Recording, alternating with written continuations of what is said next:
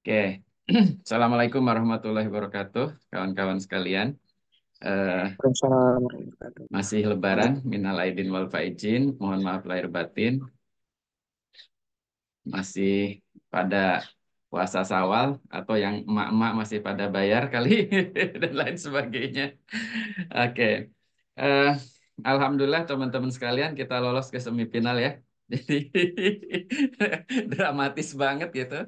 Saya kebetulan eh, banyak hibah yang harus diperiksa dalam minggu-minggu ini ya dari kementerian, jadi agak repot gitu. Eh, Harus meriksa banyak karena dari sekian banyak yang lolos kan harus sedikit gitu. Jadi ya harus diperiksa semua. Oke, teman-teman sekalian, pada kesempatan kali ini kita akan membahas salah satu model desain sistem pembelajaran yang apa namanya begini.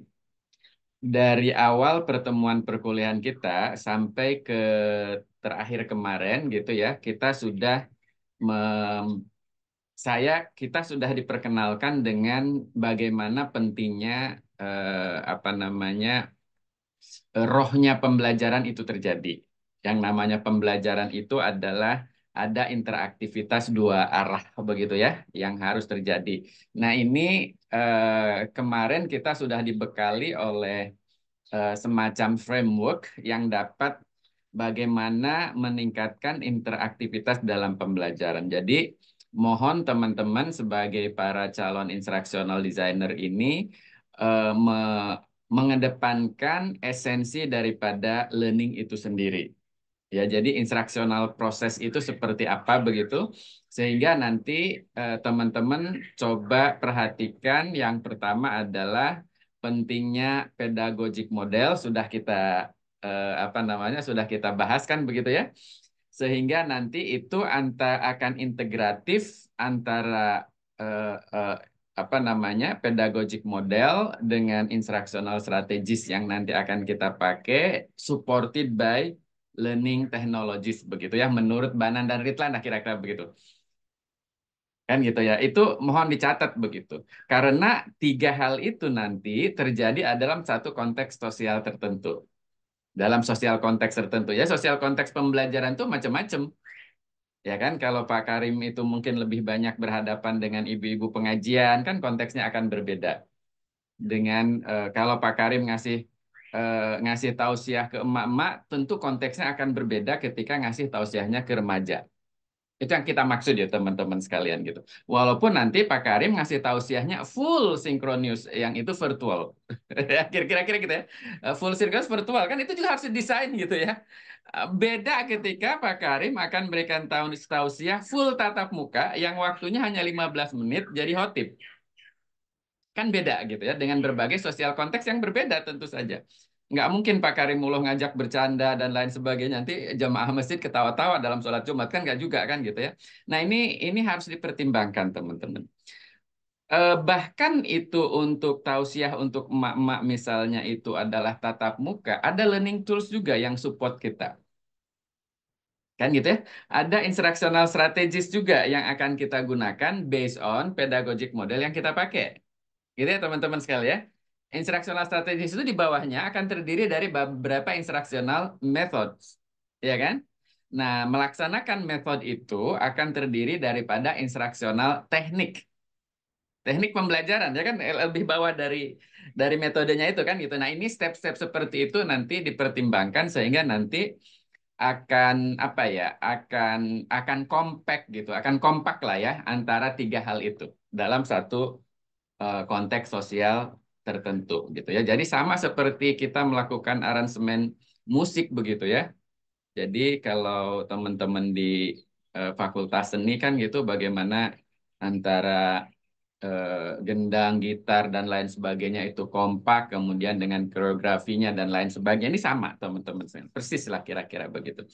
Nah, kemudian yang kedua, kita bekali kemarin ada framework yang dapat meningkatkan interaktivitas dalam pembelajaran. Ya, framework itu teman-teman sekalian, itu ada salah satunya adalah learning technology model dan juga learning activities model dan juga apa namanya yang di dibuat oleh Richard Kaladin. Saya kira sudah clear ya teman-teman sekalian. Kemudian ada framework yang Majelis Taklim, Community of Inquiry yang bisa kalian juga bisa terapkan begitu. Saya merasa ini sudah komplit ya, artinya bekal-bekal dasar yang harus teman-teman mulai gitu ya. Dari sisi pedagogic model saya perkenalkan dua dua apa namanya dua approach yang menurut siapa menurut Don Clark begitu, yang ada kategori tacit knowledge, kategori explicit knowledge, kiri kanan ini di bawahnya ada banyak gitu ya. Wah ini lumayan teman-teman sekalian bagaimana kita sebagai instructional designer kalau kuasai itu ya, kalau kuasai ilmunya itu begitu, bagaimana kita bisa meramu itu dalam satu konteks pembelajaran yang tertentu. Nah, oleh karena itu setengah semester ke depan ini sudah project begitu ya, project yang akan teman-teman lakukan. Kemarin di tugas yang terakhir saya baru baca, belum bisa baru baru tonton sebagian, belum bisa berikan komentar dan penilaian. Setelah ini saya akan berikan komentar dan penilaian. Eh, Bagaimana menerapkan interaktivitas dalam pembelajaran dan mencontohkan dengan pedati ya. Nah, di antara tugas yang kalian akan lakukan, memang saya tidak menganjurkan menggunakan model desain pembelajarannya pedati gitu ya, Sofia? Nggak ada ya kelompok yang milih pedati kan? Nggak ya. Terlalu mudah kalau pedati, karena itu memang sangat pragmatis, tapi teman-teman harus kuasai. Tapi yang harus teman-teman coba gunakan itu adalah model yang lain, begitu ya. Model dari ILDF sendiri, tolong teman-teman kuasai salah satunya itu. Salah duanya adalah SAM gitu ya, Successive Approximate Model. Eh, Kemudian satu lagi yang mana? For the Holistic Model ya, For the Holistic Model yang terbaru 2016 itu dari Reglut sendiri. Nah itu saya kira kalau Ibu Iin ingin menjadi desainer pembelajaran, kuasai salah satu dari tiga itu. Walaupun yang pedati wajib gitu ya, karena itu nggak terlalu sulit kalau pedati, Bapak Ibu sekalian ya. Nah, oleh karena itu sekarang saya akan coba jelaskan yang pedati dulu. Ya, yang pedati dulu. Eh, di dalam tugas yang teman-teman kumpulkan, ketika menyinggung pedati, teman-teman sekalian, saya khawatir agak misleading di antara murid-murid saya gitu ya. Jangan sampai misleading. Saya khawatir teman-teman itu menganggap pedati itu hanya singkatan dari pelajari, dalami, terapkan, evaluasi. Itu adalah salah satu novelty dari 5 novelty disertasi yang saya buat. Kalau kalian kan untuk disertasi kan cukup buat satu novelty ya. Nah, kalau saya 5 novelty. Jadi 5 kebaruan itulah salah satunya adalah pedati. Pedati itu learning path-nya, salah satu alur belajarnya, learning path-nya. Jadi kalau teman-teman buka di kanal YouTube saya bandingkan 3 learning path ya, learning pathway-nya. Learning pathway itu dari E3 apa 4 kalau nggak salah. Dari yang model pedati saya, kemudian dari model yang satu lagi adalah William Horton, guru saya, begitu. Sebenarnya yang saya buat itu adalah penambahan dari yang dibuat oleh William Horton. Dari William Horton itu ada 3, saya jadi 4 gitu kan, gitu ya. Kira-kira begitu teman-teman sekalian. Padahal pedati itu, ya, pedati itu bukan pelajari, dalami, terapkan, evaluasi. Itu salah satunya, teman-teman sekalian. Jadi, rasional di balik itu adalah pedati itu, singkatan pedati sebenarnya adalah pembelajaran daring di perguruan tinggi. Gedenya, payungnya ya. Jadi asumsinya ya, asumsinya eh, Bu Ida atau Yusuf punya satu mata kuliah, diberikan satu mata kuliah. Nah, kalau mata kuliah ini akan saya lakukan bukan dengan pembelajaran konvensional, bukan dengan tatap muka, tapi dengan pembelajaran daring, gimana saya harus melakukannya? Kan gitu. Bagaimana saya harus merancangnya? Nah, gitu. Jadi asumsinya begitu. Sehingga saya membuat satu framework model pedati ini, pembelajaran bareng perguruan tinggi ini didasarkan atas sudut pandang sinkronicity dari pandang sudut pandang ruang dan waktu. Oleh karena itu, saya awali teman-teman sekalian dengan satu framework, ya, satu framework yang kita sebut dengan kuadran setting belajar itu. Ya kan begitu ya. Di sini adalah synchronous, di sini asynchronous, di sini off, di sini online. Begitu ya. Jadi ada satu, dua, tiga, empat. Kan ini yang dikombinasikan, teman-teman sekalian ya. Yang menggunakan ini dan ini kan full online kan, bisa kita simpulkan kan full online kan. Nah, yang menggunakan ini tetap ini juga blended tapi tidak full online. Tapi ketika ini semua digabung, di blend begitu, maka itulah definisi blended learning menurut saya.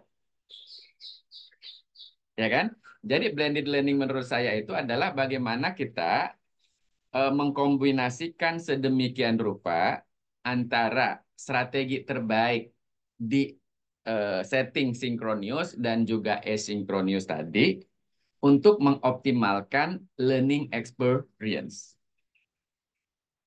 Jadi kalimatnya seperti itu ya. Kalau di artikelnya kalian baca seperti itu.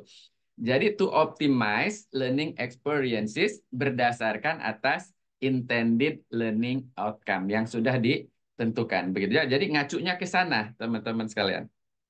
Nah, sehingga kalau teman-teman baca di buku saya itu, maka langkah yang pertama daripada desain model desain pembelajaran pedati itu, ya, ini kita hapus. Maka langkah yang pertama itu di sini itu adalah yang pertama ya, formulating learning outcome. Ya, jadi memformulasikan learning outcome dulu. Lihat di gambarnya kan, teman-teman pernah lihat ya? Nah, gitu ya. Jadi kalau misalnya Pak Karim punya mata kuliah, tentu saja dalam mata kuliah itu sudah diturunkan dari profil lulusan, kemudian dari capaian program, kemudian dari CPL dan lain sebagainya turun menjadi capaian pembelajaran mata kuliah kan begitu ya. Jadi kan di sini ada beberapa capaian pembelajaran mata kuliah. Nah, capaian pembelajaran mata kuliahnya inilah kita rumuskan dengan baik. Ya, di dalam buku saya sudah berikan ada 4 template how to formulate a learning outcome. Tapi nanti saya sedang buat bukunya ini akan saya sempurnakan di situ, lebih menggunakan pada outcome based education.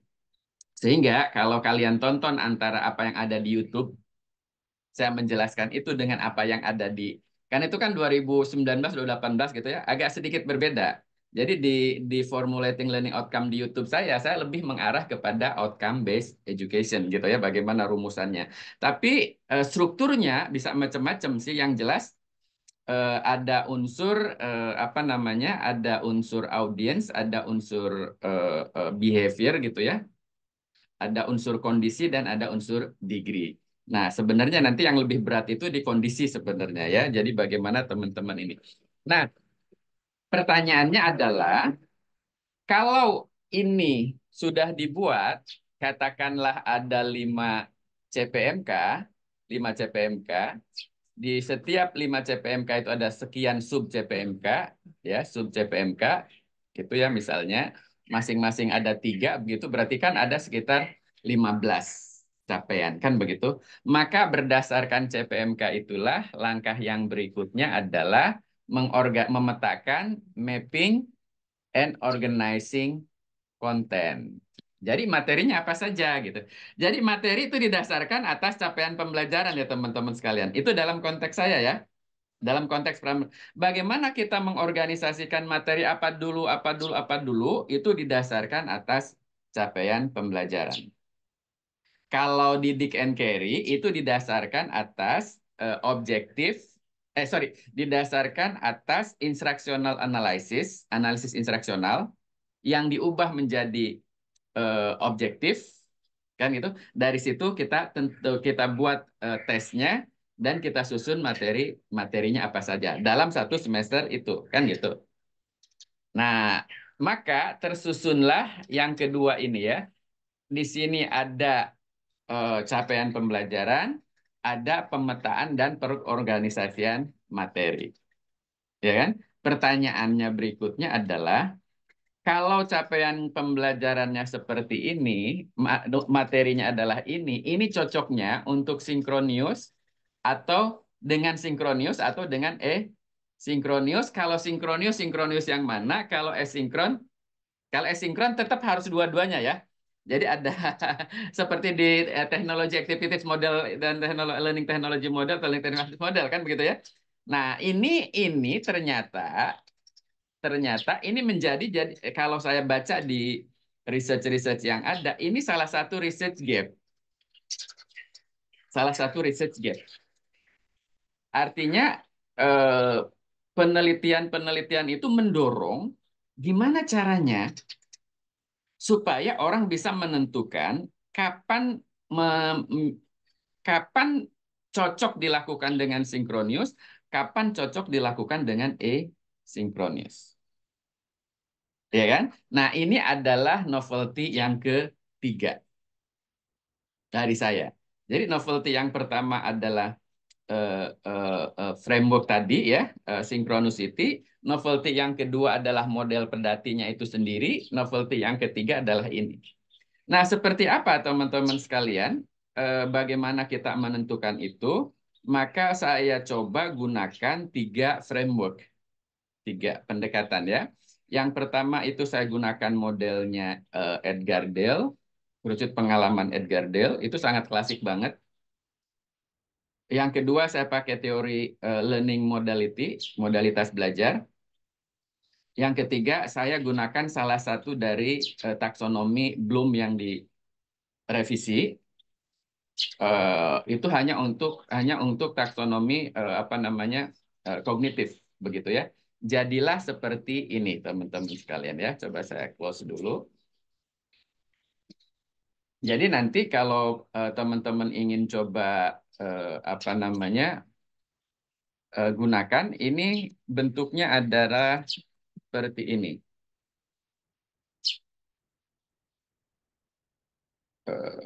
Mana ya? Gambarnya ada. Nanti di bukunya sih ada ya. Saya buka dulu ya. Oke. Nah, ini dia teman-teman sekalian. Nah, jadi begini, berdasarkan novelty yang pertama tadi ya, berdasarkan synchronicity tadi ya, kan ada asynchronous ya, ada sinkronis. Asinkronis itu ada self directive dan ada kolaboratif. Ini saya gabung ya teman-teman sekalian ya. Kemudian ada yang sinkronis. Sinkronis ya. Ada virtual sinkronis, ada live sinkronis. Ini hasil dari novelty. Kemudian dari novelty yang pertama inilah teman-teman sekalian, saya menghasilkan framework synchronicity ini. Maka saya gunakan ya teorinya Edgar Dale itu adalah dari abstrak sampai konkret. Ada kerucut pengalaman Edgar Dale itu ya teman-teman. Yang kayak gini kan. Nah, kayak gini. Ya kan? Nah, jadi remember, comprehend, analyze gitu ya. Apply, evaluate, and create. Ini berdasarkan taksonomi dari Bloom yang direvisi oleh Krathwohl itu ya. Krathwohl gitu ya. Remember, comprehend, analysis, apply, evaluate, create. Ya, teman-teman sekalian. Kemudian, dari teori learning modality itu orang belajar lebih mudah dari apa? Kalau dari baca 10%, kalau baca doang, ya kan? Dari yang didengar 20%, ya kan? Baca dan lihat apa namanya? Dari yang lihat 30%, lihat dan dengar 50%. Tapi kalau sudah dari apa yang dia tulis, atau katakan dan dia tulis itu 70%. Jadi ketika saya meminta teman-teman untuk membaca terus menuangkannya ke dalam video gitu, harapannya sih bisa 70% gitu ya Pak Karim ya. Nah, walaupun cuma 30, ya nggak masalah lah gitu kira-kira gitu ya. Oke, kemudian 90% dari apa yang dilakukan. Ya, artinya kalau mereka sudah melakukan yang 70 sampai 90% ini, kalau kita analogikan ke apa namanya taksonomi Bloom, berarti kan sudah levelnya apply, evaluate, and create kan gitu. Jadi level 4, 5, dan 6. Ya kan? Tidak hanya sekedar ingat, paham, analisis kan gitu ya. Kemampuan analisis, kemampuan memahami, kemampuan mengingat gitu ya teman-teman sekalian ya. Oke, maka Pak Karim misalnya sudah dapat tuh pemetaan materinya ya. Sudah dapat CPMK-nya. Maka lihat CPMK-nya dari materinya tadi.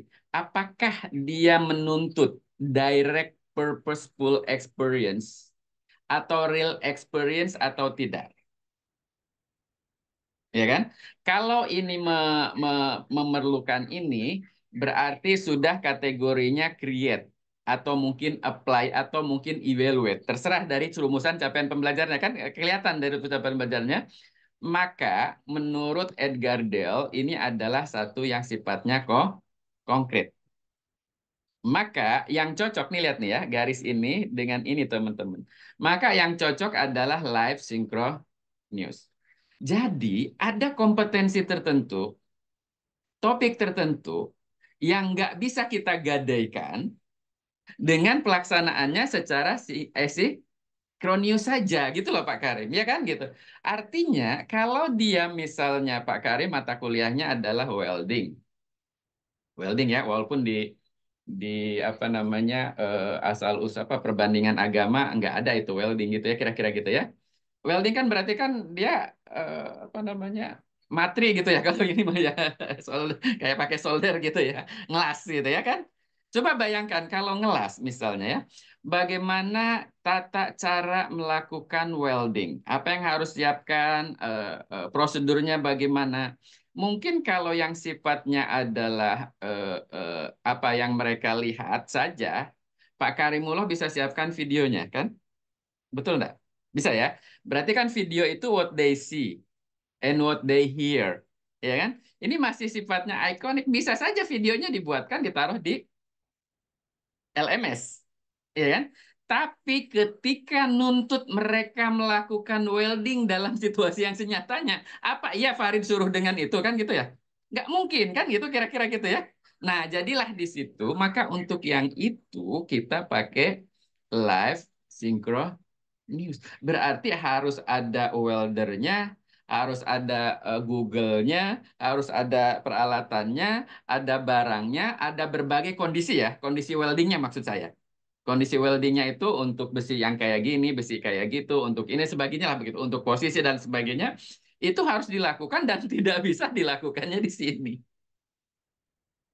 Loh, bayangin ya Pak Karimullah ya, bayangin. Saya sudah nonton ratusan video tentang bonsai styling, ya kan? Atau saya sudah nonton ratusan video, ya, bagaimana eh, apa namanya melakukan pemupukan, ya kan? Apakah saya sudah bisa membuat styling bonsai itu lihat di belakang tuh ya, yang ini, gitu ya? Lah nggak bisa ternyata saya bisa itu setelah ya direct purpose experience dan real experience teman-teman sekalian. Ngawatin loh, ngawatin teman-teman, ngawatin. Ya, sudah wiring itu ya, ada kan sudah ada ya wiring ya. Wiring itu teman-teman sekalian. Ya, luar biasa. Nah, ya, misalnya ini nih, ini kalau di bahasa Jepang ini kusamono. Kusamono ya, kusamono. Asparagus ya ini ya. Ini bisa jadi segini kalau kalau enggak ngikutin seninya Kusamono, itu nggak bisa kalau saya nggak mempraktekkan. Kan gitu ya teman-teman sekalian. Ini yang namanya real experience yang nggak bisa digadaikan dengan yang lainnya. Oke, sekarang mata kuliah yang saya ampu secara umum. ya. Saya ngajar misalnya performance technology, saya ngajar instructional design, ya. Kemudian saya ngajar learning organization atau corporate university. Saya nggak perlu pakai yang ini, semuanya cukup di sini.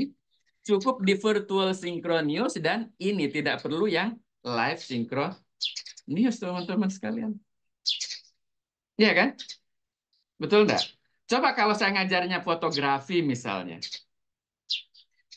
Ya, kan, kayak zaman-zaman awal dulu saya jadi dosen awal itu kan saya ngajar fotografi, ngajar misalnya produksi TV ya, bikin bikin bikin video, bikin naskah dan lain sebagainya, kan nggak mungkin saya nggak menggunakan yang live synchronous, betul nggak?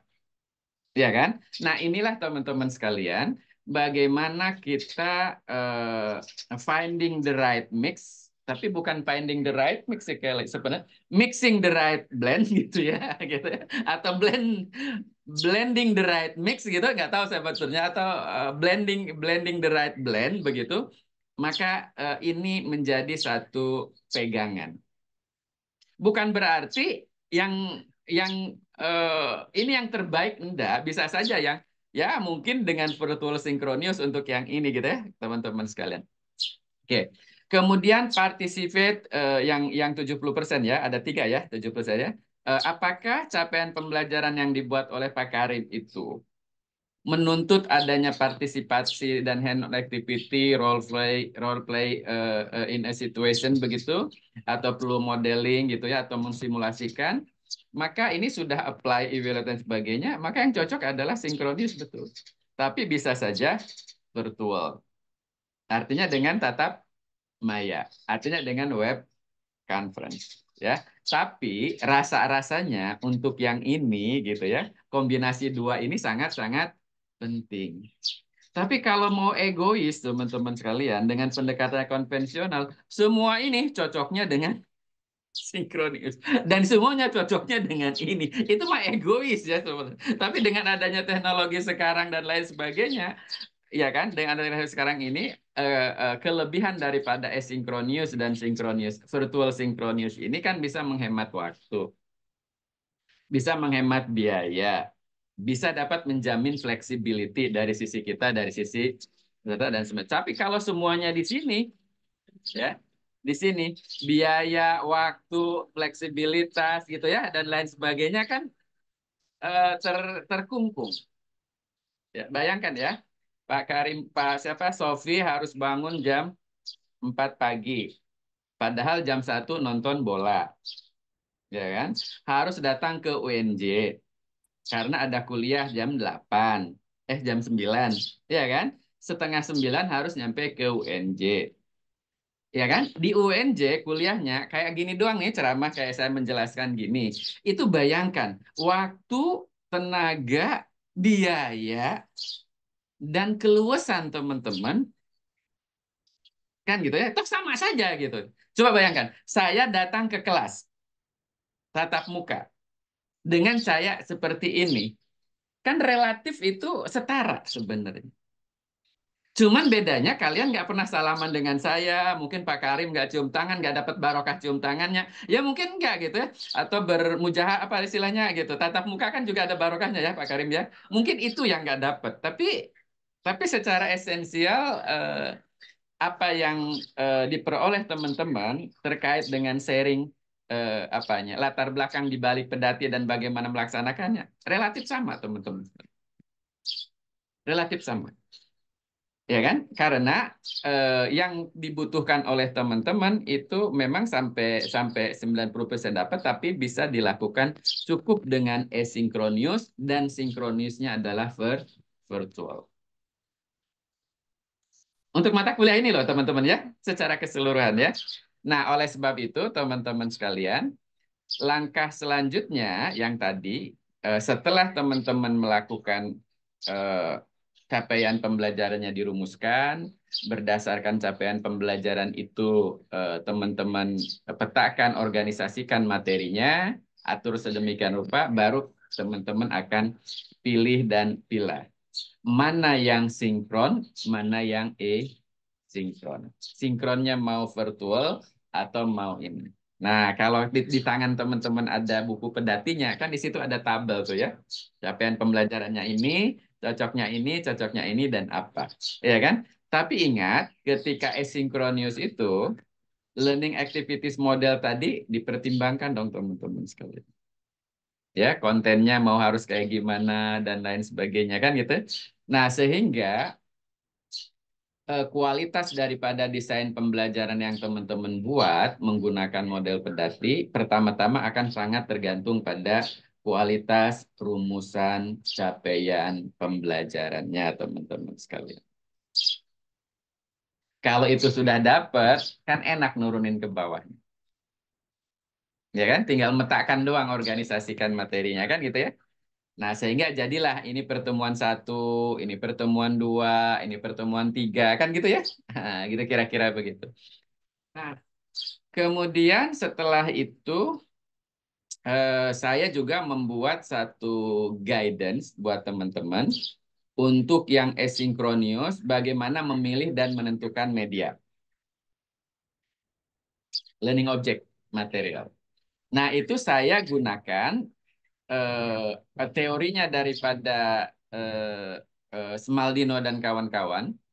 Smaldino dan kawan-kawan itu mengklasifikasikan basic type of media itu kan ada 6. Basic type of media. Tipe, bukan format ya. Tipe.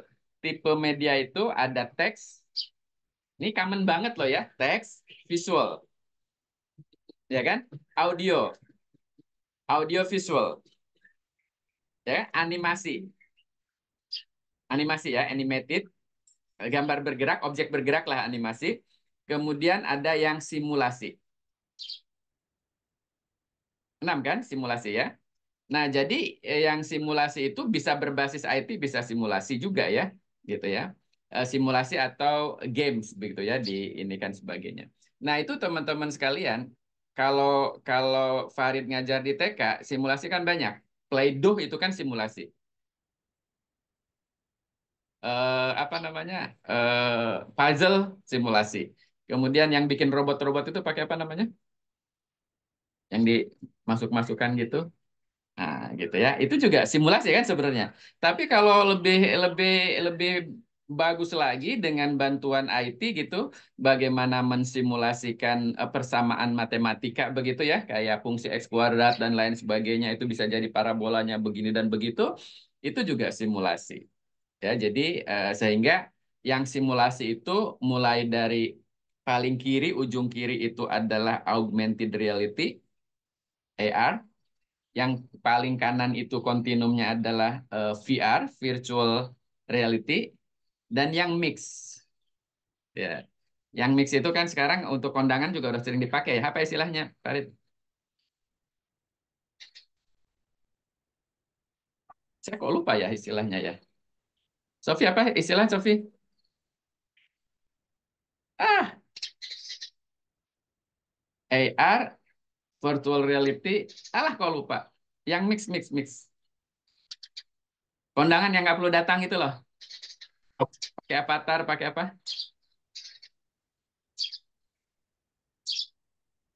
Nah teh saya lupa. Pak, apa gimana Pak? Apa? Metaver. Iya, metaverse, Masya Allah, Oh, maksudnya itu. metaverse. Iya kan, metaverse begitu. Ya, sekarang sudah seperti itu, ditambahkan dengan adanya artificial intelligence. Itu AI karena kita bicara Internet of Things dan juga ada bicara big data. Jadi data itu kan bisa di-grab dan lain sebagainya sehingga sekarang sudah artificial intelligence gitu ya. Jadi kalau Sophie pinjam HP-nya pacarmu itu siapa namanya? Gozi gitu ya, Sophie ya. Nah, gitu. Lihat itu di WhatsApp-nya itu. Nah, gitu ya. Nah, paling muncul yang atas itu siapa gitu. Kalau namanya Dina ya udahan aja lah udah kelamaan gitu, Sob. Kira-kira gitu ya. Itu kan artificial intelligence mengurutkan itu kan. Nah, gitu kira-kira gitu. Ini bercanda Pak Karim. Ini kita doakan aja biar cepet-cepet. Nah, itu kira-kira seperti itu. Jadi apa namanya? Sudah dipetakan, kemudian teman-teman pilih mana yang sinkronius, mana yang asinkronus. Nah, langkah selanjutnya adalah didesain. Kalau yang sinkronius desainnya kayak gimana? Kalau yang asinkronus desainnya yang kayak gimana? Disinilah saya mencoba teman-teman itu memperkenalkan kepada teman-teman pentingnya the power of interaction, begitu ya. Maka diperkenalkanlah learning activities model, diperkenalkanlah pedagogic model ya. Nah, dan lain sebagainya kan disitulah letaknya teman-teman sekalian. Bagaimana? Oh, saya akan sinkronius nih. Tatap muka sinkroniusnya. Dalam tatap mukanya kayak gimana? Kan itu sama, tetap harus digunakan pedagogic model di situ. Instructional strategy dan learning technology. Makanya saya kemarin oke, kalaupun itu classroom teknologi enhanced classroom ya kayak gimana? Sudah kan diperkenalkan ya? Mudah-mudahan terbayang. Kalau mau sinkronius kayak gimana? Ya kan gitu ya. Kalau mau yang virtual sinkronus kayak gimana? Nah, kalau mau yang asinkronusnya kayak gimana? Maka kemarin learning activities model, learning technology model itu penting buat teman-teman. Ya, untuk mendesain. Ya, sehingga teman-teman itu dalam satu mata kuliah itu pasti akan ngeblend. Akan blended kan? Pasti loh ya. Iya kan? Nah, makanya eh, karena kebetulan saya dulu masih punya power begitu ya dan ini sehingga ini sudah nasional wide gitu ya sepada ini sudah banyak orang yang saya bijasahi begitu ya sepada ini ya kan? Dan berjalan begitu. Nah, mudah-mudahan bisa dipakai tapi esensinya adalah seperti itu ya. Jadi yang disiapkan adalah tatap mukanya kayak gimana, sinkronnya kayak gimana kalau itu memang dengan virtual sinkronis kayak gimana, kemudian eh, yang asinkronus itu harus harus nyambung lah antara eh, apa namanya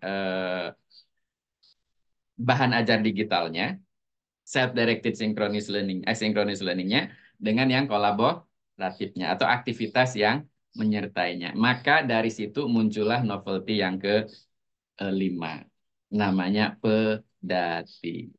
Kalau teman-teman gabungkan ke LAM tuh, Learning Activity Model, itu kan pelajari, berarti kan provision of materials. Ya kan? Provision of material. Berarti ketika pelajari, berarti kan kuncinya itu adalah, salah satunya adalah kualitas daripada konten itu sendiri. Makanya kalian harus pertimbangkan, oke, sekarang pakai video. Pertanyaannya, mau videonya, sajiannya mau digimanain? Jangan-jangan videonya video presentasi tok. Ya nggak juga kan gitu ya. Gitu teman-teman. Jadi disitulah pelajari. Berarti ketika pelajari, kalau sudah pelajari, maka harus ada interaction with learners dan juga interaction with facilitator. Maka harus ada tiga di situ. Dalami, berarti kita siapkan forum karena konteksnya waktu itu untuk learning management system ya teman-teman sekalian ya. Maka saya buat itu dalami. Dalami itu bisa dengan announcement, bisa dengan chat, apa dengan chat ya kalau di LMS kan, bisa dengan discussion gitu, dengan berbagai bentuk discussion. Ya, ada simple discussion, ada yang advanced discussion, forum dan lain sebagainya. Nah, itu adalah teman-teman sekalian untuk memastikan bahwa ada interaction between learners. Ya. Nah, kemudian awalnya teman-teman sekalian untuk satu topik itu harus ada pelajari, harus ada dalami, harus ada terapkan, harus ada evaluasi. Setelah diuji coba, ternyata kalau tiga-tiganya diadakan langsung, ternyata cognitive loads-nya jadi besar, tinggi ya. Buat mahasiswa, juga buat dosennya. Bayangkan setiap topik ya, Pak Karim ya, setiap topik ada materi, materi yang relevan ya tentu saja. Kemudian ada diskusi, kemudian ada tugas, ada tes. Pedati itu kan pelajari, dalaminya dengan discussion forum dan yang sejenisnya, terapkannya itu dengan memberikan tes gitu ya, sorry dengan memberikan assignment, sementara evaluasinya kita berikan quiz atau tes kan gitu. Jadi ada fitur itu yang dimanfaatkan di sana. Nah itu diuji cobakan tuh banyak saya pernah uji cobakan di dalam konteks diklat, khususnya di Kemkes dan Kemenag waktu itu. Kemenkeu juga berat buat Widya Iswara. Capek. Berat juga buat peserta pelatihan. Dan kalau nggak ada civil effect-nya itu nggak dilakukan dan nggak diperiksa. Jadi ketika ketika peserta sudah mengumpulkan ya, itu community of inquiry nggak dipakai oleh oleh Widya Iswara ya, baik ketika itu dan ketika mendesainnya itu. Nah, oleh karena itu saya menyimpulkan bahwa oke lah, pilih salah satu dari tiga, DA, T, atau I. Jadi kalau P-nya wajib kan ya. Kalau pelajari hanya dengan dalami, pakai peda, berarti kan ada materi, ada discussion forum, dan ada yang lain sebagainya. Tapi prinsip majelis taklim itu, cognitive inquiry itu harus ada di situ. Ketika kita memberikan materi, pelajari, kan gitu ya, sampai menyusunnya jadi kayak gimana gitu kan.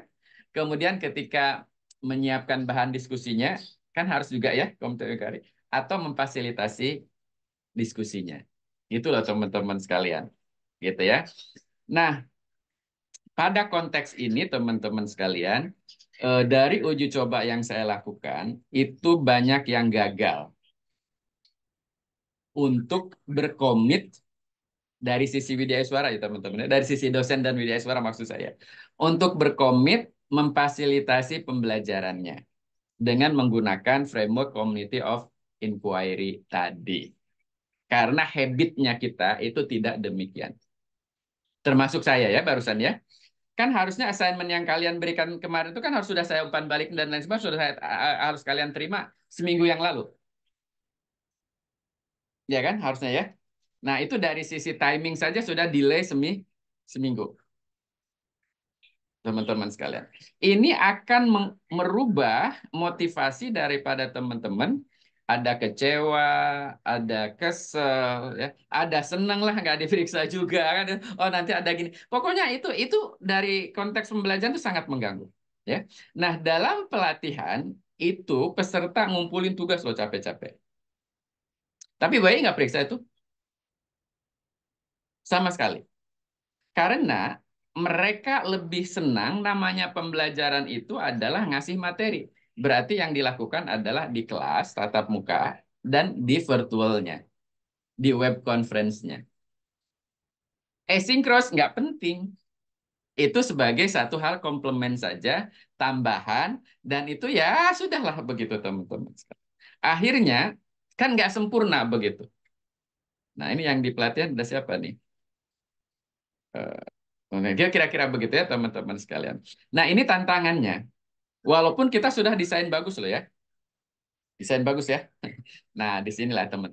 Maka Pak Karim misalnya ngasih materi, ada banyak, ada video, ada macam-macam, dilanjutkan dengan dalami pakai peda, maka akan sangat tergantung kualitasnya dari kualitas bahan diskusinya. Kalau ngasih diskusi, prinsip cognitive inquiry itu disampaikan, dan seperti apa, apakah challenging, apakah dan lain sebagainya, apa enggak kan gitu ya. Dan memfasilitasi diskusinya.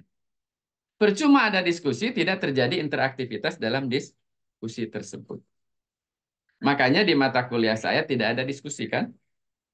Saya semuanya pakai petek, pelajari, terapkan. Ya kan gitu ya. Jadi tidak pakai peda, langsung petek. Padahal harusnya kalau ada petek harusnya ada peda kan. Nah, enak gitu. Nah ini langsung petik saja. Bahkan saya tidak menggunakan I kan, evaluasi yang sifatnya objektif test kan ya, untuk kalian ya gitu ya. Nah maka saya sangat mengandalkan pada kualitas tugas. Jadi kualitas bahan tugas dan kualitas bagaimana memfasilitasi tugasnya. Bayangkan teman-teman sekalian, saya ngajar sekarang berapa mata kuliah ya? Di prodi bahasa Inggris aja 3 kelas, satu kelasnya 40. Ya, di S1 saja ada 3 kelas kalau nggak salah, apa 2 kelas ya Sophie, aku lupa. Dan gitu ya. Untung S3 nggak ngajar sekarang kan gitu, ada S2 yang sedikit. Nah, jadi saya juga terpaksa ngangkat asisten dosen banyak gitu ya untuk yang di instructional design dan e-learning design itu banyak gitu. Untuk apa? Supaya memfasilitasi tugas, diskusi dan lain sebagainya itu dilakukan oleh asisten juga. Kalau saya pegang sendiri kan bonyok juga kan gitu teman-teman sekalian. Nah gitu. Tapi itu ya saya harus didik dulu para asistennya bagaimana memberikan umpan balik dan lain sebagainya harus tepat waktu juga dan lain sebagainya gitu. Sehingga semua itu kita desain ya, kecuali tatap virtual sinkronisnya baru dengan dosennya. Nah itu salah satu penerapan daripada pembelajaran daring di perguruan tinggi. Jadi pedati ya, kalau langkah pertama tadi kita lihat ya. Langkah pertama, kita capaian pembelajaran rumuskan dengan baik, kemudian petakan, setelah itu pilih mana yang sinkronius, mana yang asinkronus. Kalau sudah desain, sinkronisnya gimana, yang asinkronnya gimana, nanti setelah itu baru implementasikan. Nah, pada saat implementasi itulah prinsip daripada community of inquiry itu akan diterapkan. Nah, setelah itu terakhir baru kita evaluasi selama satu mata kuliah ini gimana. Gitu ya. Nah, kalau tanya ke Wahib atau tanya ke Vio, eh, pembelajaran di semester ini dengan sebelumnya kurang lebih sama. Tapi kalau dibandingkan dengan tahun sebelumnya, sangat jauh berbeda untuk mata kuliah yang sama. Itu artinya saya melakukan evaluasi dan melakukan perubahan yang cukup signifikan. Ya, teman-teman sekalian. Pada semester lalu lebih berat karena ada tugas readings yang harus kalian teman. Tapi saya percayakan saja readings kalian readings lah ya. Dari sekian banyak buku, Sofi udah dikasih gak buku-bukunya?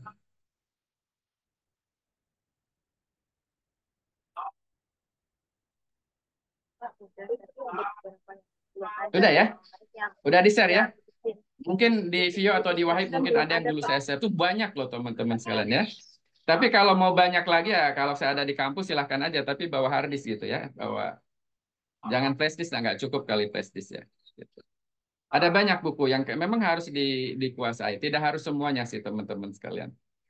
Nah ini untuk dipelajari oleh teman-teman. Nah saya kira itu teman-teman sekalian karena di tugas-tugas yang kalian buat kemarin itu kebanyakan memahami apa namanya memahami pedati itu hanya yang pelajari, dalami, terapkan, evaluasi toh ya. Padahal di situ ada lima hal yang terkait dengan novelty saya begitu terkait dengan bagaimana kita mendesain pembelajaran daring. Begitu teman-teman sekalian. Silakan ada pertanyaan?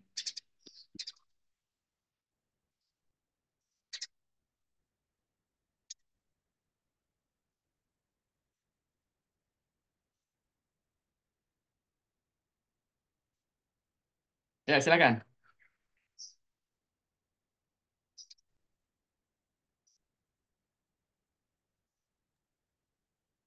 Assalamualaikum. Sedikit pertanyaan, Pak Wes. Ya.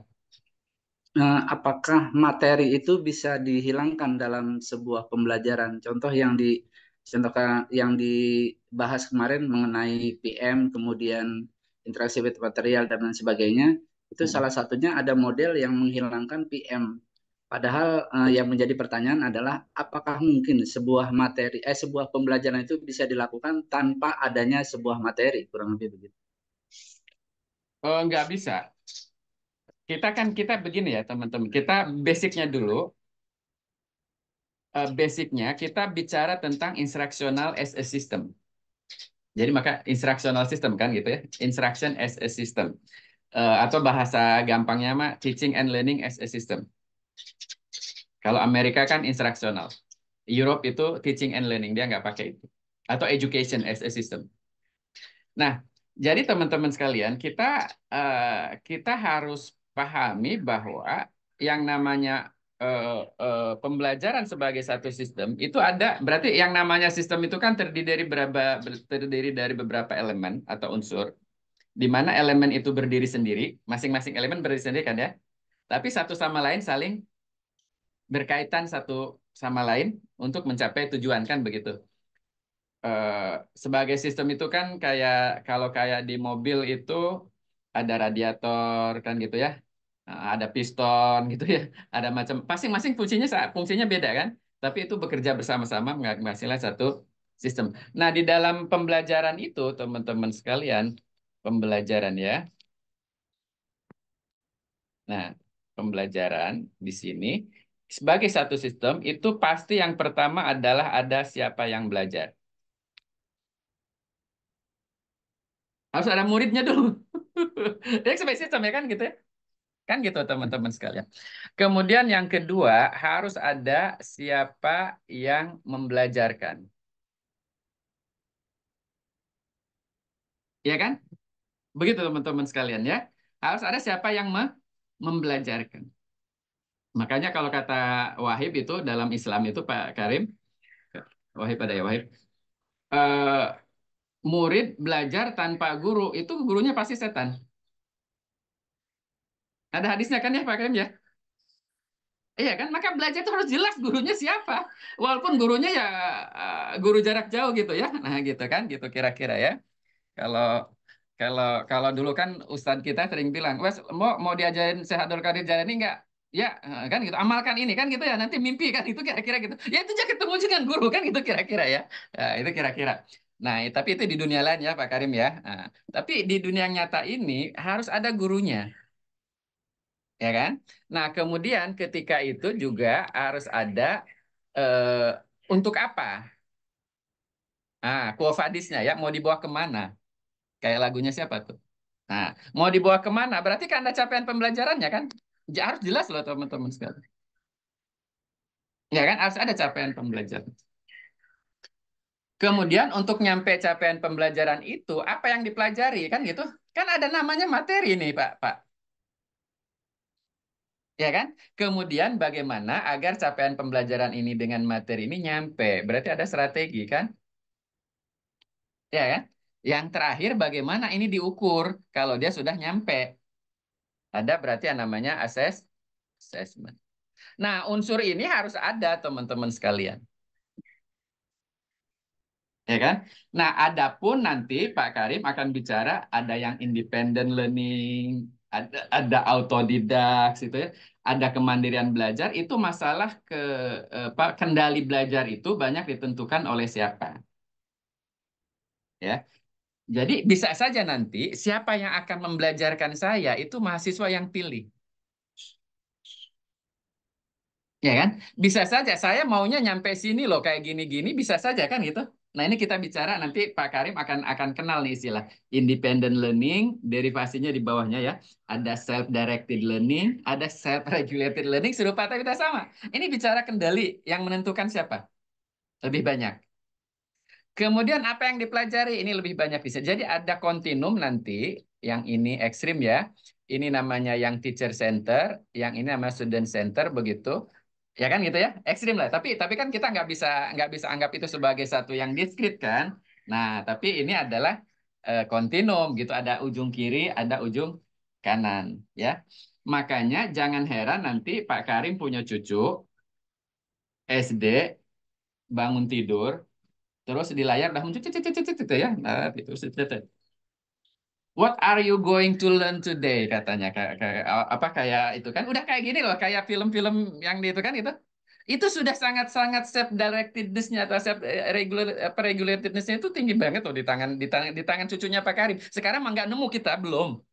Belum ya. Nah, I'm going to learn math gitu kan. Saya ingin belajar matematika. Ini SD loh ya. Setelah itu dimunculin lah karena ada udah AI, sudah AI ya, sudah big data, dimunculin deh profil pembelajaran dia yang sebelumnya. Nah, kemarin udah belajar gini gini dan sebagainya. Oke, kamu kemarin belajar ini gini gimana kan gitu ya. Itu computerized semua loh bayangin ya. Nah, saya akan belajar misalnya saya akan belajar bilangan operasional kayak gini ya. Ini dan dia pilih. Nanti ditanya, mau belajar dengan siapa? Lo bayangin. Muncul di layar orang-orang banyak gitu. Mau belajar dengan siapa? Artinya siapapun yang membelajarkan dia, walaupun kemarin yang belajarkan dia itu orang lain, sekarang ingin belajar dengan ini, tapi isinya tetap akan sama loh, teman. Nah, nah ini harus ada ya, teman-teman sekalian. Ini yang disebut dengan pembelajaran. Tapi kalau tidak ada siapa gurunya, kemudian untuk apa saya belajar dan belajar sampai di mana, apa yang harus saya pelajari di mana, semuanya ditentukan oleh sendiri, Pak Karim, itu namanya otodidak. toh nggak lulus juga nggak ini dan sebagainya kan gitu. Nah, kalau bicara pembelajarannya itu adalah lebih sifatnya formal, maka ini semua dilakukan oleh satu institusi yang namanya Satuan Pendidikan. Gitu kira-kira kan gitu ya. Nah, itu ya secara lebih luasnya ya teman-teman sekalian. Jadi unsur itu harus ada sehingga jangan salah ada banyak orang yang lebih menguasai sesuatu tidak secara formal, dia otodidak bisa saja. Tapi bukan berarti dia nggak pakai guru dan gurunya banyak. Tapi kendali belajarnya lebih ada di tangan dia. Cuman karena tidak di bawah institusi, dia tidak punya ijazah, dia tidak punya sertifikat dan memang nggak perlu sertifikat. Ya kan? Nah, gitu kira-kira begitu ya. Nah, buktinya di Indonesia kan banyak tuh ya. Nah, gitu. Sekarang ini ya, ada orang mana tuh, orang Jawa mana tuh yang bikin desain pesawat itu ya luar biasa. Nah, dia nggak ada. Kalau ditanya di Indonesia itu mata kuliah apa, kalau lulusan seperti itu prodinya prodi apa? Nggak aja juga, nggak tahu juga itu kan. Nah, kira-kira gitu. Oke, gitu ya Pak Karim ya. Jadi kalau kita menggunakan pendekatan sistem saja, jadi yang namanya sistem pembelajaran itu unsur-unsurnya apa kan udah jelas. Yang jelas 6 unsur itu harus ada. Siapa yang belajar, siapa yang membelajarkan, untuk apa, tujuannya sampai mana, untuk sampai mana itu materinya apa saja. Kemudian agar nyampe itu strateginya bagaimana. Berarti kan bicara metode, media dan lain sebagainya kan gitu ya. Strategi itu termasuk yang itu sinkronus, asinkronus dan sebagainya kan gitu ya. Nah, kemudian bagaimana nanti diukur nih berhasil atau tidak. Nah, gitu. Maka ada asesmennya. Terus siapa yang melakukan itu semua? Tentu saja harus ada satu institusi pendidikan.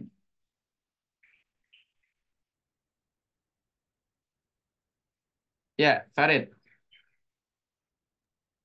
Baik Pak, Pak Wes, terima kasih. Assalamualaikum warahmatullahi wabarakatuh. Waalaikumsalam. Pak Wes, Pak coba bertanya sesuai dengan nanti konteks tugas akhir. Oke, Eh, siap. Tadi kan Bapak sudah menjelaskan ya Pak secara detail dan menarik sekali Pak terkait dengan ini ya, based on competence gitu ya, atau kompetensi Edgar Dale dan ataupun tadi Benjamin Bloom. Nah, Mm-mm. untuk mata kuliah ini kan nanti tugas akhirnya kita diminta untuk mengembangkan eh, tergantung beberapa model. Kemarin kelompok kami menggunakan ILDF, Pak. Kami juga sudah Mm. mulai mempelajari terkait dengan ILDF. Nah, namun tadi yang dijabarkan di dalam bagian yang Bapak jelaskan itu kan kondisi ideal ya Bapak. Ada beberapa kompetensi di Benjamin Bloom seperti create, evaluate, itu harapannya adalah bisa kita laksanakan baik secara virtual ataupun live gitu ya Pak. Karena memang di posisinya ada di sinkronus. Ya. Tetapi fakta di lapangan ya Pak, ini karena Farid juga sebagai seorang pekerja ya Pak yang di bidang Mm. pelatihan itu kan eh, eh, untuk pelaksanaan penyelenggaraan secara virtual itu banyak sekali penghambat ya Pak, agar Mm. penyelenggaraan pelatihan itu bisa berjalan dengan baik atau pembelajaran itu berjalan dengan baik dan lancar, terutama yang diberikan kepada untuk dunia pekerjaan ataupun orang-orang yang bekerja gitu ya Pak. Nah itu susah sekali, mereka susah sekali waktunya. Ada lagi, belum lagi ketika di tempat bekerjanya meskipun dia mengikuti pelatihan, dia masih diganggu dengan tugas-tugas oleh bosnya dan lain-lain. Itu sangat berpengaruh sekali. Dan kita juga sudah menerapkan berbagai model pembelajaran ataupun pedagogic model untuk secara virtual, tetapi memang fakta di lapangan kita masih menemukan masih ada beberapa kesenjangan itu Pak, dibandingkan dengan kita menjalankan secara virtual. Nah, tugas akhir tersebut kita selenggarakan uh, secara ideal tersebut dengan tidak terlalu mempertimbangkan permasalahan di lapangan, ataukah kita mempertimbangkan hal tersebut. Itu yang pertama. Terus yang kedua, Bapak, kita kan, Ivari bertanya posisi kita ini apakah cukup sebagai pengembang. Selebihnya adalah untuk pedagogic model ataupun desain pembelajaran, strategi pembelajaran, kita cukup menyampaikan kepada calon guru yang akan menyampaikan kepada muridnya, ataupun calon media suara akan menyampaikan kepada pesertanya, atau kita sebagai trainer juga, Pak. Posisi kita itu seperti apa? Mohon untuk penjelasan terkait hal tersebut. Terima kasih. Ya. Saya jawab Farid dulu ya, teman-teman. Untuk yang pertama, by konsep, ya by konsep kita pakai rumusnya TP lah ya yang disampaikan oleh Reglut itu. Reglut kan rumusnya preskripsinya gampang ya, preskripsi mantranya itu sederhana. Untuk mencapai tujuan X, kan gitu X dalam konteks tertentu, dalam konteks berarti kan ada kondisi lingkungan, kondisi ya, peserta pelatihan dan lain sebagainya, maka itu tetap dipertimbangkan, ya kan, dipertimbangkan. Yang kita bicarakan adalah strategi yang terbaik. Berarti kan kita bicara idealitas, ya Dasein dan Dasolen begitu. Tapi dalam prakteknya Dasein dan Dasolen kan di tengah-tengah harus kompromi, nggak bisa juga. Benar nah, ya. Tapi Farid harus lihat juga kalau itu permasalahannya itu karena habit atau ini yang memang nggak bisa, ya kita paksakan yang ideal. Apa yang saya maksud dengan habit, teman-teman sekalian? Kalau kita ukur ya, self-directedness atau self-regulatedness gitu ya, atau kemandirian belajar kita. Ada tesnya loh ya. Tes kemandirian belajar dibuat oleh siapa tuh itu? Kalau diukur, tingkat kemandirian belajar orang kita itu rendah banget ya. Rendah banget. Ya kan, rendah banget. Eh, itulah sebabnya teman-teman sekalian, saya sering lihat ya, banyak orang-orang kita yang keluar sekolah keluar gitu, kalau itu rombongan, ya, Yusuf jangan senyum-senyum ya. Pak Karim tuh sering tahu tuh kalau yang rombongan ya Pak Karim ya. Itu self directedness-nya rendah banget. Ya kan kelihatan ya? Itu ya. Nah, itu akan lemah ya. Tapi kalau kita kalah dengan itu, nah repot. Nah, maka yang harus kita lakukan adalah bagaimana agar kemandirian belajar ini jadi tinggi. Nah, ternyata ada obat mujarab itu, Farid, untuk di pelatihan ya. Itu adalah civil effect. Itu mujarab banget. Civil effect. Apa yang saya maksud dengan civil effect? Gini ya, saya desain pembelajaran untuk online ya, jarak jauh dan online itu untuk perawat dan bidan. Perawat dan bidan ya. Jadi ada virtual synchronous, ada tatap muka pasti, tapi tatap mukanya ya di dekat-dekat mereka ya tadi sehingga mereka tidak harus datang ke satu tempat yang jauh kan begitu ya, dikumpulin di satu tempat situ. Kemudian ada asinkronisnya dan online. Karena ada civil effect-nya, itu adalah ijazah. Dan ijazahnya itu bisa menjadi STR, apa namanya? STR itu izin izin praktek ya. Nah, untuk bidan atau perawat itu, maka seberat apapun, sangat ideal yang kita buat, mereka lakukan loh. Ikuti. Ya. Itu satu. Coba kita bandingkan dengan yang konteks yang kedua. Online course itu dedicated untuk pelatihan dokter ya, tentang tata laksana tuberkulosis. Tapi ya, tidak ada civil effect. Karena mereka hanya cukup dapat sertifikat dan sertifikat itu nggak bisa ditaruh di pegadaian pun nggak laku. Ya kan? Untuk kenaikan pangkat dan lain sebagainya pun nggak laku. Kira-kira akan ikut nggak? Ini dalam konteks pelatihan loh ya. Enggak kan? Nah, sekarang begini.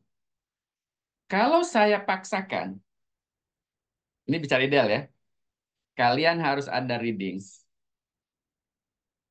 Setiap buku readings, pilih 10 buku dan dibuat gen gitu. Ya. Harus dilakukan untuk mata kuliah ini. Kalian lakukan enggak? Lakukan. Kalau enggak nanti KS nggak keluar. Iya kan itu. Nah, jadi teman-teman sekalian, kalau Pak Arid itu mendesain satu pelatihan yang ada civil effect-nya, tolong perhatikan kondisi tadi, karakteristik daripada lingkungan, siswa dan sebagainya, betul. Tapi buat yang ideal. Iya kan? Gitu kan? Karena ada ada pengikatnya loh teman-teman sekalian yang bisa seperti itu ya. Nah, tentu saja teman-teman sekalian, ketika kita mendesain kontennya dan lain sebagainya agar menarik dan itu ya kita lakukan ya itu jelas ya sangat ideal dan sebagainya gitu teman-teman sekalian. Nah ini yang paling penting. Sehingga misalnya untuk membuat lebih fleksibel bagi mereka yang ini, maka porsi asinkronusnya kayak gimana, mana yang cocok untuk asinkronus, desain asinkronusnya kayak gimana, kontennya kayak gimana, kalau ada saran kayak gimana, dan sebagainya itu dibuat sedemikian rupa. Kan gitu ya. Kemudian ada tatap muka dan lain sebagainya, misalnya karena pelatihan ini distributed pesertanya, tersebar di mana-mana begitu, maka tatap mukanya jangan paksa mereka juga misal ya, untuk harus datang ke tempat Pusdiklatnya Farid. Tapi Farid akan melakukan distributed kelas gitu ya, ruang pelatihan yang tentu saja di desainnya Farid itu akan dihitung pesertanya itu dari mana, sebarannya kayak gimana sehingga titik-titik untuk itunya bisa memungkinkan. Let's say misalnya Farid akan membuat satu rasio antara WI dan peserta. Karena karakteristik pelatihannya itu banyak praktek dan lain sebagainya, maka Farid akan membuat rasio 1:20. Misal ya, 1:20 ya. Maka dibuatlah oleh Farid, maka untuk nanti tatap mukanya akan di sini dengan kapasitas 20. Ya kan? Nah, gitu. Atau misalnya pertimbangannya ini harus ada praktek dan harus prakteknya di tempat yang real dan lain sebagainya, maka Farid akan identifikasi di area dia itu mana yang bisa dijadikan sebagai mitra untuk praktek itu dan lakukan itu. Itu fungsi desain desain pembelajaran loh ya. Itu kita mengamalkan dari dauhnya Reglut gitu ya, bahwa untuk mencapai tujuan tertentu dengan kondisi tertentu, strategi apa yang terbaik. Karena itu adalah basic daripada instructional design. Iya kan? Basic instructional design kan begitu. Nah, kita lakukan seperti itu. Tapi ya tidak terlalu mengikuti banget gitu ya dengan para para pesertanya gitu. Jadi jangan sampai nanti Pak Karimullah masuk ke masjid, sholat taraweh, nanti Pak Karim tawarin. Ini mau 11 atau mau 23 kan gitulah. Gitu. Nanti Pak Karim bilang, oh kata Pak Jamaah aja bilang 11. Oke, kata kata Pak Karim. Ya udah jadi imam Pak Karim 11. Tapi satu rokaatnya 2 juz kan gitu. Nanti mereka protes juga kan gitu, kira-kira gitu. Kan repot gitu kan gitu. Nah, jadi kondisi ideal yang memang kita pikirkan tuh kira-kira seperti itulah analoginya Pak ya. Nah, tentu saja nanti ada juga misalnya kondisi ideal itu misalnya begini. Eh, Kita bicara desain dan dosolen yang harus kompromi ya. Misalnya ini harus ada materinya harus simulasi. Bikin simulator itu waktunya lama, kan gitu ya. Ya, misalnya itu contoh ya. Simulator itu waktunya lama, kemudian butuh biaya, tenaganya nggak ada, anggarannya nggak ada. Nah, disitulah kompromi. Oke. Kalau tidak dengan simulasi bisa dilakukan dengan apa nih? Ya kan, misalnya cukup dengan video tutorial, tapi simulasi real prakteknya itu dilakukan dengan tatap muka nanti ketika ininya. Kan itu solusi. Ya kan, itu solusi. Nah, itu berarti kita menurunkan kondisi ideal yang harus membuat simulator, ya kan? Tadi tidak dengan simulator, tapi dengan cara yang lain gitu. Itu ada beberapa unsur yang memang harus kita kompromikan, yang saya sebut dengan resources, sumber daya. Sumber daya yang pertama itu adalah fulus, ya kan? Jadi ini ya. Yang kedua adalah waktu. Yang ketiga adalah tenaganya. Itu bisa kita. Tapi kita bisa pilihkan begitu ya, mana yang paling memungkinkan. Misal ya begini. Waktu itu saya mendesain bahwa untuk satu mata kuliah kebidanan itu akan diperlukan sekian video. Apakah tutorial, apakah videonya demonstrasi, dan lain sebagainya, teman-teman sekalian. Nah, anggaran dari AusAid-nya itu cuman sekian, sehingga video tidak seluruhnya kita buat. Maka kita akan pilih. Maka video esensial yang mana yang harus dilakukan, yang sisanya Kan gitu ya, karena tidak menunjukkan satu barang. Berarti yang kita pilih video yang video-video yang tutorial, tapi yang kalau hanya apa namanya ceramah saja begitu, yang tidak ada demonstrasi, maka cukup kita buatkan presentasi tapi dengan narasi. Jadi audio apa namanya video presentasi dan disiapkan modul. Tapi yang paling esensi-esensi yang harus menunjukkan bagaimana cara melakukan apa neonatal, misalnya mata kuliah neonatal begitu ya. Bagaimana cara menggendong bayi oleh ibu yang baru lahir, bayi harus ditaruh di sini ya, di pangku. Nah, itu harus dibuatkan videonya. Yang berat juga kan bagaimana seorang suami, pertama suami, gendong bayi pertama itu kan takut. Nah, itu juga ada caranya ya dan sebagainya. Kalau itu uangnya nggak ada, maka cukup juga. Bisa nggak video itu digantikan dengan infografis saja? Bisa kan sebenarnya kan gitu ya. Nah, itu kira-kira begitu. Atau yang di by utilization, kita tidak by design. Kita gunakan video yang memang dari luar gitu ya. Kita manfaatkan, kita pilih dulu. Nah, contoh dalam mata kuliah saya, nggak banyak video saya. Oh, nggak ada waktu, nggak ada tenaga, nggak dikasih duit juga untuk bikin videonya kan? Iya kan? Maka Pak Karimullah kan jangan ketawa, itu saya pakai video-video yang by utilization kan? Iya kan? Tapi dipilih dan dipilah dulu videonya mana yang paling tepat. Itulah makanya antara Dasein dan Desolen itu dalam pelaksanaannya harus kompromi di tengah-tengah. Ya. Nah, selanjutnya Bapak Ibu sekalian, Pak Farid, jadilah desain yang sudah dibuat Farid. Ya, apakah Farid yang harus jadi trainernya? Enggak. Kalau desainer pembelajaran kita membuatkan desainnya, kemudian mengembangkan sampai jadi. Misalnya Farid buat desainnya ini akan dilakukan secara sinkron, akan dilakukan tatap muka. Nanti tatap muka akan begini. Semua pendukung untuk tatap muka disiapkan, ya kan? Kemudian nanti akan virtualnya dengan model pembelajaran kayak gini-gini, dan asinkronnya akan kayak gini. Ya kan? Maka tugasnya Farid adalah menjelaskan kepada stakeholder akan seperti ini dari sisi manajerial, misalnya pengelola pelatihan itu ya, kan ada timnya ya, nah gitu ya, ada divisinya atau apa, seperti ini pelatihannya. Kemudian akan membutuhkan widyaswara sekian banyak, maka dilatihlah widyaswaranya bagaimana melaksanakan tatap mukanya yang sudah didesain oleh Farid, bagaimana melaksanakan virtual synchronous yang sudah didesain oleh Farid, bagaimana melaksanakan asynchronous yang sudah didesain Farid.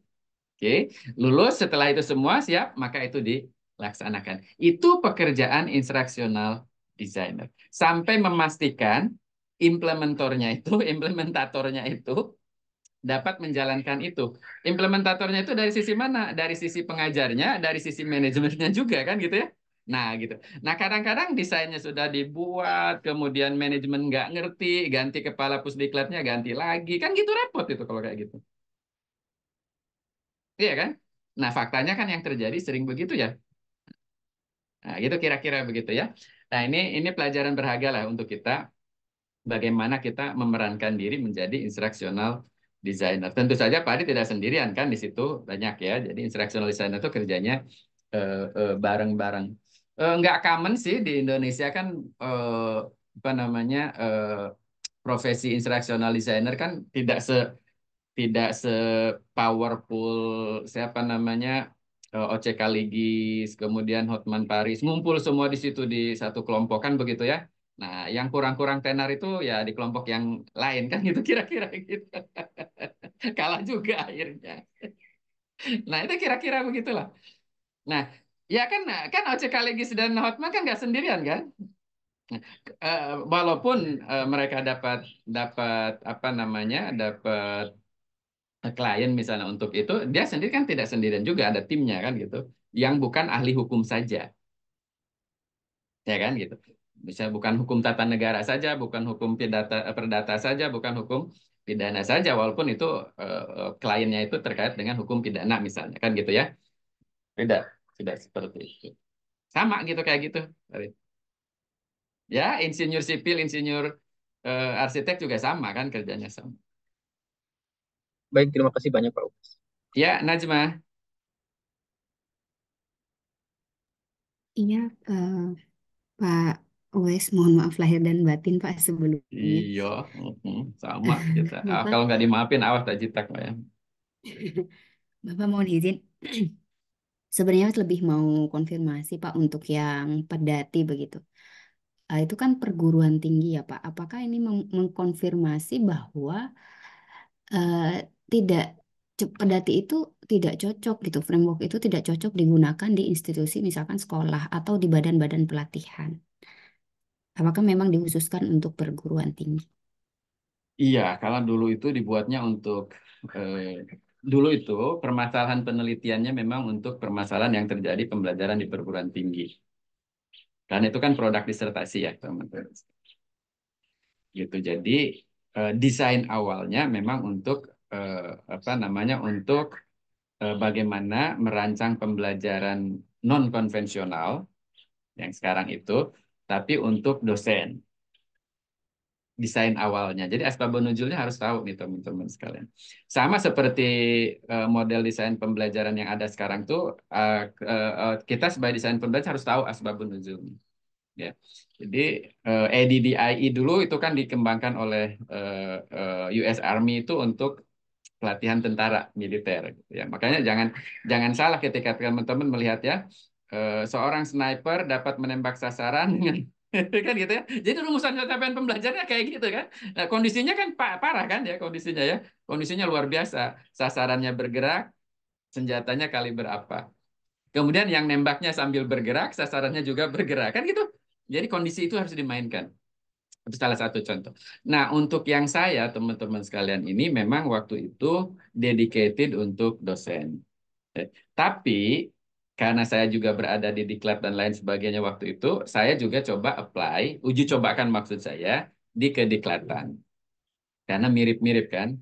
Nah, jadi ini applicable untuk mendesain pembelajaran untuk satu mata latih atau satu mata kuliah.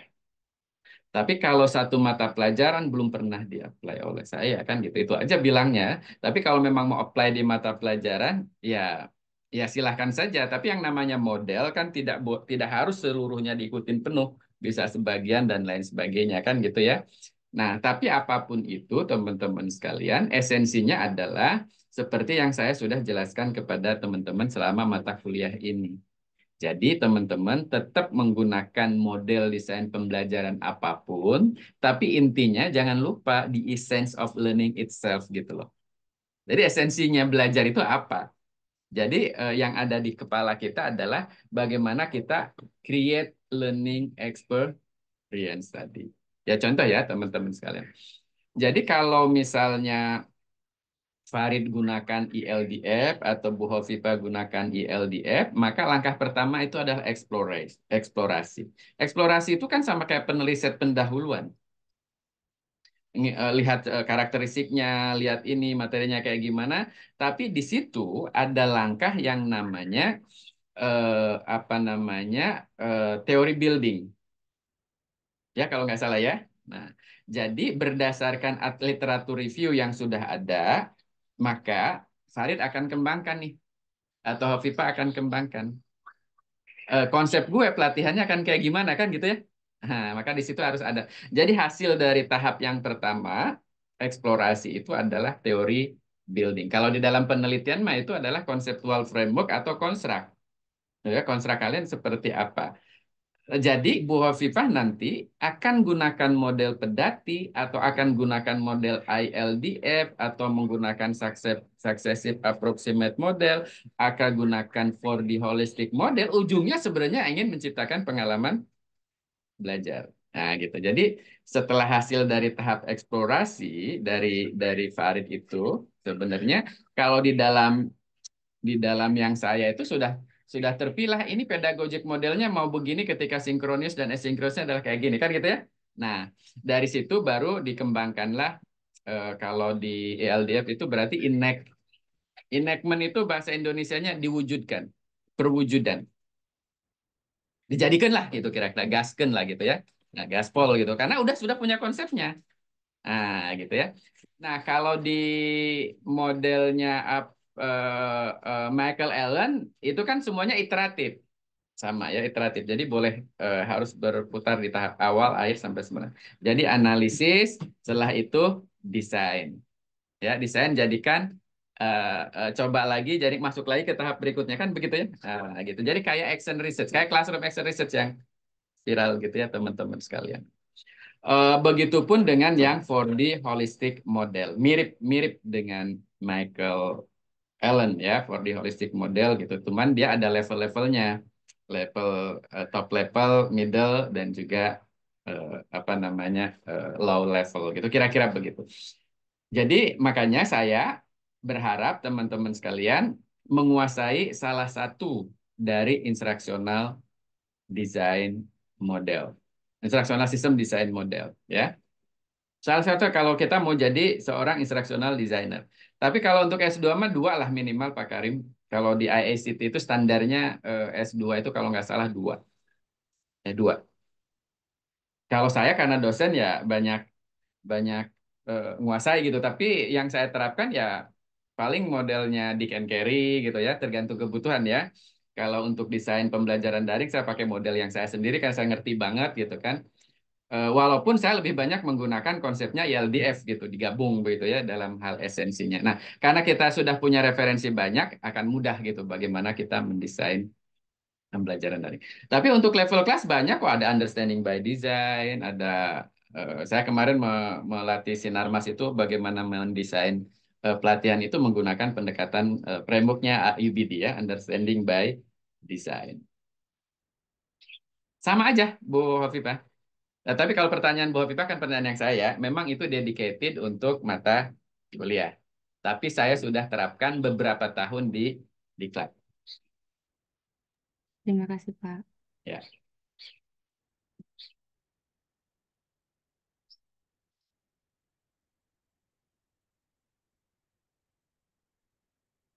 Oke, kalau nggak ada lagi ya, good luck teman-teman. Kita laksanakan di masing-masing ya. Berarti mulai next week, Safia, kita akan coba presentasikan perkembangannya ya dari stage 1 masing-masing kan gitu ya. Nah, seperti coba kita lihat di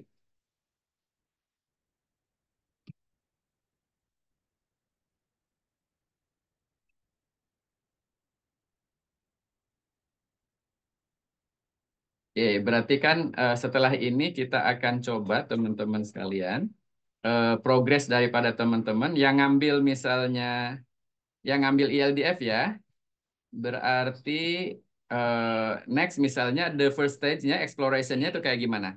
Exploration ada 4 atau 5 tahap kalau nggak salah di tahap sub tahapnya, saya lupa.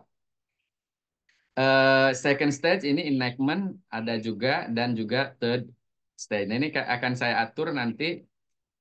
Sophie nanti tolong bantu atur ya nanti dengan saya ya setting-settingnya. Ini sudah disetting apa Ya, belum? Pak. Jangan-jangan belum. Belum ya, belum disetting ya. Lu masih Belum. 2022. Ya kan gitu ya. Ini kita set. Ini bareng-bareng ya. Ini paralel ya. Yang ngambil ILDF berarti yang ini ya. Yang ngambil pedati udah di take out ya.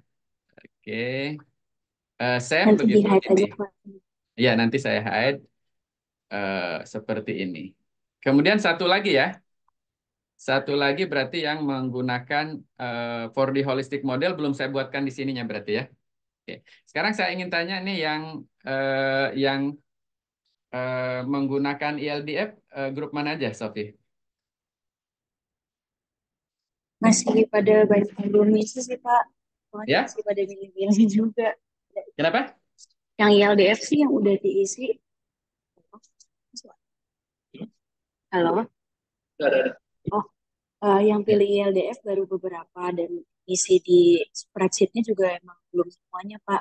Yang Ya, udah ketahuan kita pilih pastikan ILDF hari ini itu deh, kita timnya pastikan hari Valerian ini. sama Ada berapa kelompok? ada 6, Pak.